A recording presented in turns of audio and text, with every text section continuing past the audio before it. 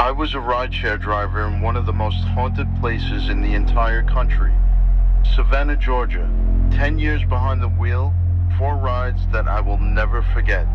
The first one started on a quiet street downtown. I pulled up to the address and a young woman stood outside the house. She was beautiful, maybe 25. She got in without a word. I said hello and she didn't answer. I started driving and she just stared out the window.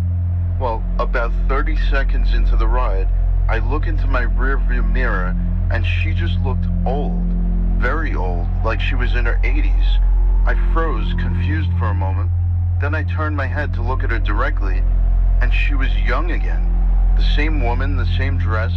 I told myself that my eyes were tired and they were playing tricks on me. But then a few seconds later, I checked the mirror again. Old, elderly, wrinkled skin, gray hair. I turned around, she was back to normal again. This kept happening over and over. Every time I checked the mirror, she looked old. She never said a word the whole ride. She just sat there smiling at me. But it wasn't a friendly smile.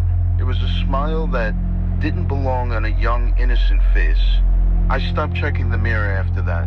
I didn't want to see her anymore. It was starting to freak me out. But I could feel her eyes on me the whole ride. We reached the address. It was an old house, boarded up. No lights, no cars, no sign that anybody lived there. It looked abandoned.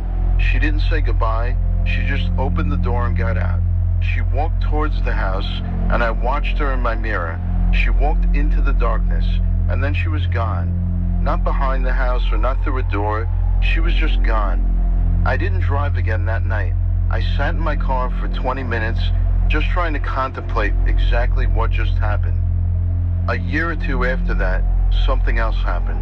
I picked up a man late at night. He looked young, maybe 20.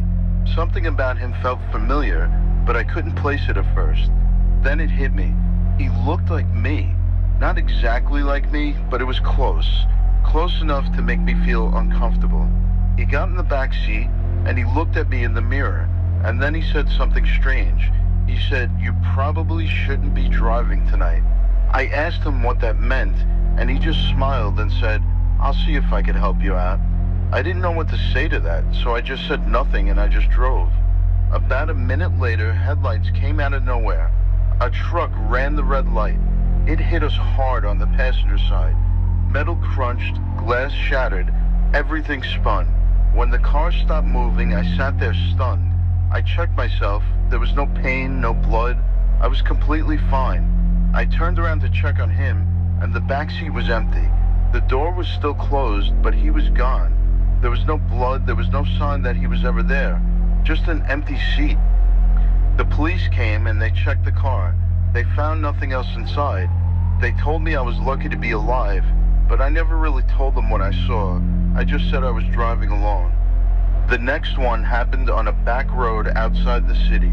It was late, there was no other cars. I was heading to pick up a passenger, and that's when I saw this man standing in the middle of the road, not moving, just standing there. I slowed down thinking that he would just step aside, but he didn't move. He just stared at me.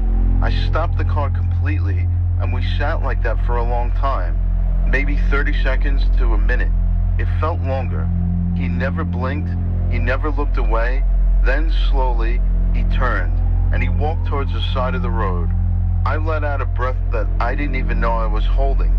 I started driving again, slow and careful. As I passed the spot where he stood, I looked one more time. I wanted to see where he went, but there was nothing there. There was no trees that could hide him. There was no ditch. It was just an empty road. He was gone, completely vanished. But the fourth one, that one still keeps me up at night. It happened on a regular Tuesday afternoon. I picked up an older gentleman. He was maybe in his 70s, gray hair, calm face. Nothing seemed wrong. He got in the back seat and greeted me politely. We made small talk like you would with any passenger, just regular conversation about the weather or traffic, that kind of thing. Then he asked me something. He said, "How is Linda doing?" I froze. I said, "How do you know my wife's name is Linda?" He smiled and said, "Oh, we've met before. Don't you remember?" But I didn't remember, and I was sure of that. I tried to think if I had picked him up before, but I couldn't place him. I told him I didn't think we'd met, and he just smiled again and changed the subject. A few minutes later, he asked about my kids.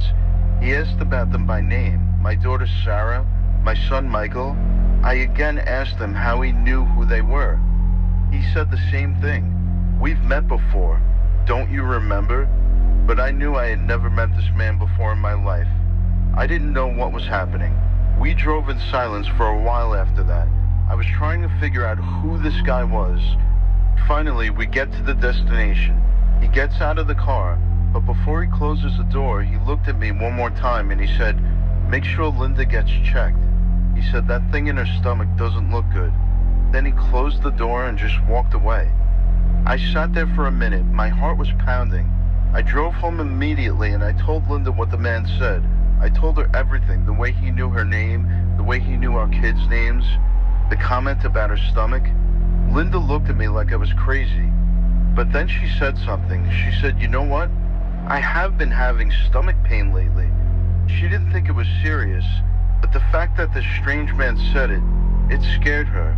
So she made an appointment with her doctor. She went in the next week. They did an MRI and they found a tumor in her stomach.